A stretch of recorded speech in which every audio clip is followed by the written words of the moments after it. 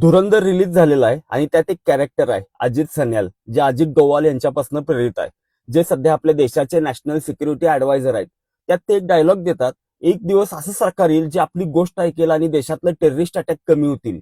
तर तुमच्या माहितीसाठी सांगतो, मसूद अझर, ज्याला 1994 मध्ये काँग्रेस सरकारच्या काळात पकडलं गेलं, त्याला सोडलं कधी? 1999 मध्ये कंदार हायजॅकच्या वेळी.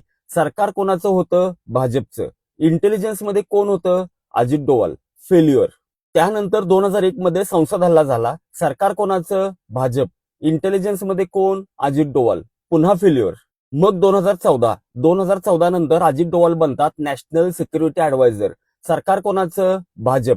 त्यांच्या काळात काय झालं? उरी अटॅक झाला. त्यानंतर पुलवामा अटॅक झाला. सरकार कोणाचं? भाजप. एनएसए कोण? अजित डोवाल. पुन्हा इंटेलिजन्स फेल्युअर. त्यानंतर पहलगाम अटॅक. सरकार कोणाचं? भाजप. इंटेलिजन्स मध्ये कोण? अजित डोवाल. पुन्हा फेल्युअर. त्यानंतर दिल्ली ब्लास्ट. सरकार कोणाचं? भाजप. पुन्हा इंटेलिजन्स फेल्युअर. पुन्हा अजित डोवाल. अजून सांगतो ऐका, या फिल्म मध्ये भाजपच्या एका स्कीमला मास्टर स्ट्रोक म्हणून दाखवले, त्या नोटबंदीला, जे स्वतः भाजप आहे त्यांनी डिफेंड करत नाही. आणि आपल्यालाही माहित आहे की ते खूप मोठं फेल्युअर होतं. मास्टर स्ट्रोक वगैरे अजिबात नव्हतं. म्हणून आदित्य धर हे या फिल्म मध्ये डायरेक्टर कमी आणि भाजपचे स्पोक्स पर्सन जास्त वाटतात.